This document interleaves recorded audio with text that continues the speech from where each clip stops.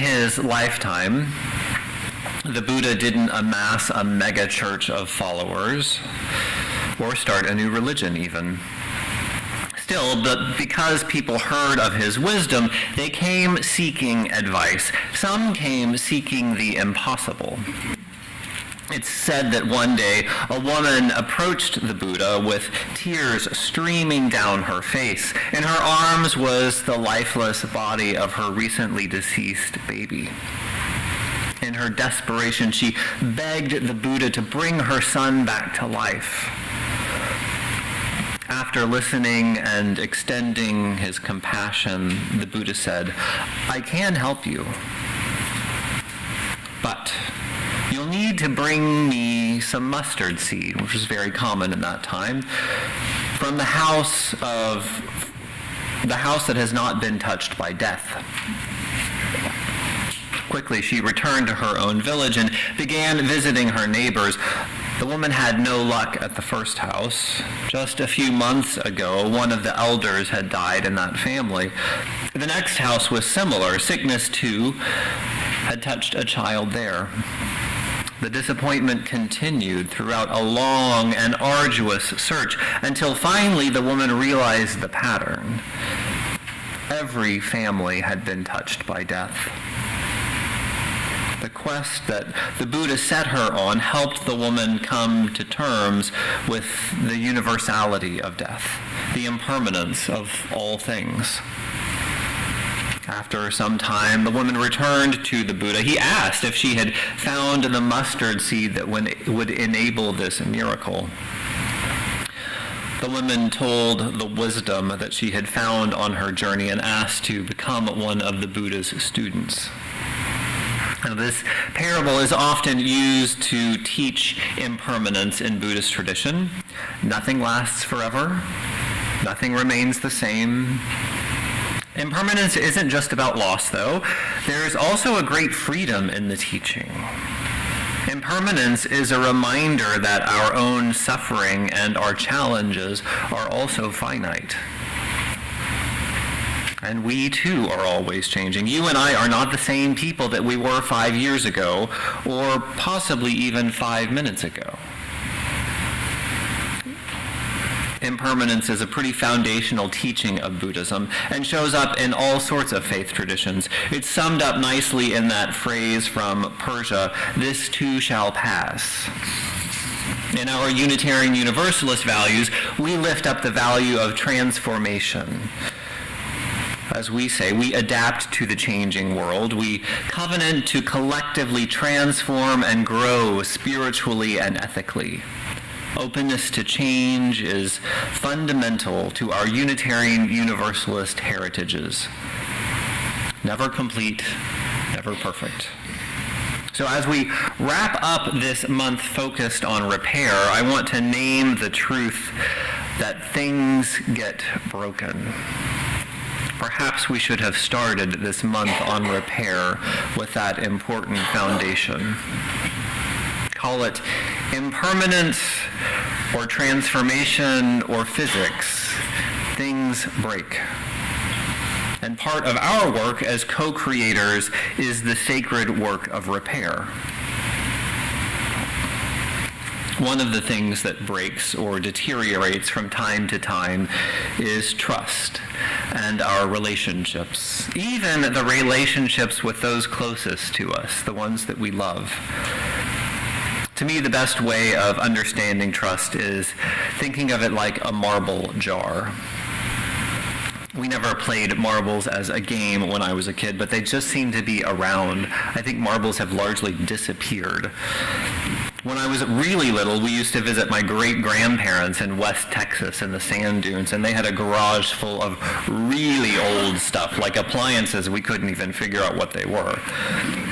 But I vividly remember my great-grandfather John had some magnificent old marbles of different colors and sizes. If you've been a teacher, you may be familiar with the marble jar of incentivizing good behavior in the classroom. Collectively, a class can earn marbles for following directions. Conversely, they lose marbles when they aren't following instructions, and filling the glass jar results in a class party or some type of reward. That jar of marbles is also a great metaphor for trust. We gain or lose trust. It can seem mysterious, but it helps to think in simple, little, tangible objects. Building trust is a slow process. One marble goes into the jar at a time. In small, seemingly insignificant amounts, someone remembers your name, someone keeps their word or saves you a seat, someone helps you with a ride or a project at home, someone responds to your email or your text. In every interaction, every single interaction, there's an opportunity to strengthen connection or to turn away from the other. Trust is built in very, very small amounts over time. Of course, it's not just about adding marbles to that jar now. Sometimes they get taken out. Sometimes that happens in tiny slights, one marble at a time. Sometimes, though, it happens in great big handfuls, where the jar gets completely knocked over. Therein lies the challenge. Building trust takes much longer than losing it. When someone disappoints us or hurts us, it's easy to want to cut them off. That can be especially shaped by our background. If important people have broken our trust in big ways in our history, we may be inclined to take out marbles in great big handfuls in disappointment. But trust isn't an all or nothing proposition. The marble jar isn't just full or empty. Most of the time, with most of the people in our lives, it's somewhere in between full and empty. It's not just, do we have trust or don't we? It's more a question of how much. And that amount fluctuates. And trust is an ongoing process, a real, constant part of every single relationship. In every relationship, even those we value the most, occasionally a marble gets taken out.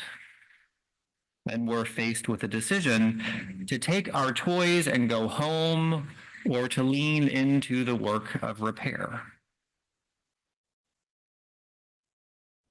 I suspect that for many of us, the desire to rebuild trust is fragile right now. In the 2024 election, it feels like our marble jar has been picked up and vigorously dumped out on the ground. This is the challenge with trust. It's easy to forget the little interactions, the single marble moments when someone did something helpful. There's tremendous loss and disappointment in our hearts right now. One of the ways we can resist that power is by remembering the countless actions that contribute to American democracy and our marble jar of trust. We do a great job of celebrating historical heroes and presidents and candidates and the big names at the top of the ticket. But democracy isn't just about the signers of the Declaration of Independence or the Constitution. It's about the people who uphold those values. It's about countless exercises of trust and work of individuals. Today, I'm thinking of teachers who day in and day out provide people of all ages with basic information they need to participate in society. Especially civics teachers, social studies teachers, history teachers, one student at a time, one day after another for decades, they fill that marble jar. I've also been thinking about the poll workers, those volunteers who showed up this year. God bless them for showing up at this fraught election. I'm reminded of good, real journalists who dedicate a career to providing information about what's actually going on in the world. For centuries, activists have given their blood, sweat, and tears, most of them without pay, one petition signature at a time, one march at a time, one poster at a time, one meeting at a time, doing their part. So many small actions, from mail carriers to bureaucrats to meter readers and trash collectors. Did you all know that Betsy Martin's career was in water management? We trust someone is looking out for our clean drinking water and wastewater. Perhaps the biggest unsung hero of these social marble jar is parents. Even more daunting than the project of keeping those little humans alive is the process of nudging them toward being thoughtful, compassionate, engaged citizens. All of you in this room and everyone we know have been and will continue to contribute in their way to making this project of living together and trusting one another work. Perhaps that's why this election was so infuriating. Because we know how much work has been put into building this semi-functional democracy of ours. I want to remind us today to not forget those single marble actions and people. They haven't gone anywhere. We will keep dropping in one marble at a time. Sometimes the breaking and the repair is less poetic. Sometimes it's stuff that breaks or no longer works. A friend of mine's dad lives alone in his house. I think he's 86 as a senior. Eventually, they decided to get him an Apple Watch as a way to track some health data and to communicate if he falls or if something else goes wrong. It was a good idea. When they went to set it up, however, they found that his phone was too old. It still worked fine, but for some arbitrary expiration date, the phone would no longer support the software that Apple needed to make the watch work. So on top of buying the watch, they had to go purchase a whole new iPhone. It's worth noting that he uses only a tiny fraction of what that phone does. He uses it actually as a telephone. A very similar thing happened to Dave Weber. I think it was the same week. His laptop, which is in fine condition, wouldn't accept the software updates to run Zoom. So he had to replace a perfectly good laptop just to connect on Zoom. As Dave was telling the story, Peggy Thompson chimed in, offering her story of the planned obsolescence when her microwave broke. She called the appliance repair service, and a very honest repairman said, "I know exactly what's wrong with it. I could fix it, but paying me to fix it would cost you twice as much as buying a whole new microwave." Many of you, I hear you nodding and yahing out there, have your own similar experiences. Some of the most expensive items in our homes are practically disposable. The title and inspiration for today's sermon is The Right to Repair. We may not think of it outside of those moments of feeling like we're getting ripped off, but the right of repair is a legal right for owners of devices and equipment to freely modify and repair products like cars, electronics, and not so much for us, but farm equipment for those who have it. That legal right is part of a whole social movement that's been pressuring governments to protect consumers. Some of the obstacles to repair, as you would imagine, include manufacturers' maintenance keeping those services under their brand, or restricting access to tools that are needed, or software barriers. Those are fun. It's pretty infuriating the way manufacturers trap consumers. Not just because it wastes our money, but also because it generates tremendous waste when we throw out a whole appliance for one tiny faulty part. Here's the good news. California just became one of the latest states to enact the right to repair law in October of 2023. And with the size of California, making up 14% of the U.S. economy, and New York having also passed a very similar law, we are making changes in this direction. It's good news for consumers, also good news for repair shops, aka small businesses, who will be able to do what they need to stay in business. It's not clear exactly what it will mean in the long run, but I see this as a small glimmer of hope, one tiny step away from a culture of throwing away what is not perfect, or throwing away what bores us. The interdependent web of all existence isn't just a woo-woo spiritual concept. It's a material reality expressed in ecology and economics. One of the key pieces of that web is our stuff, our junk, our phones and cars and appliances and clothes. From the materials that were taken from the earth to produce it, to the laborers who assembled it, to the companies that profit off of selling it to us, to the ways we use it or give it to someone else, to the place in the earth that it will sit, possibly forever, when we are done with it.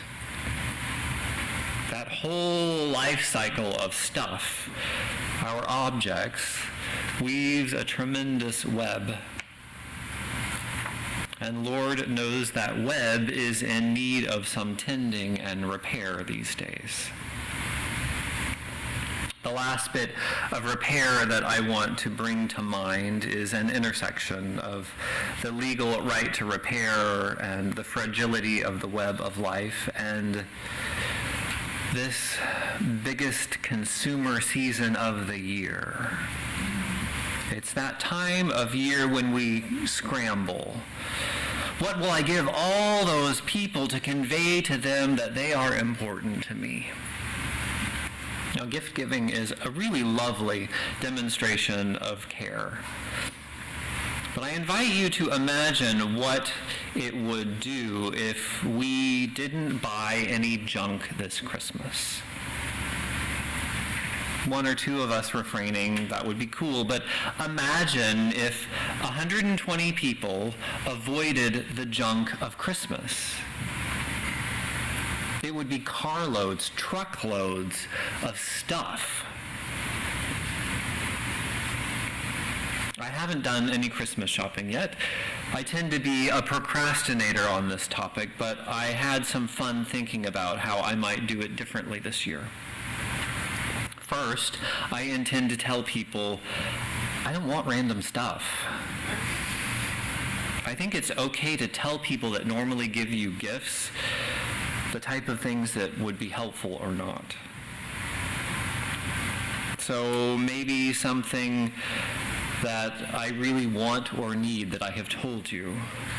Or an experience like tickets to a show, or a subscription to something, or a consumable food item. That's always lovely. Or something that's handmade and reflects our relationship.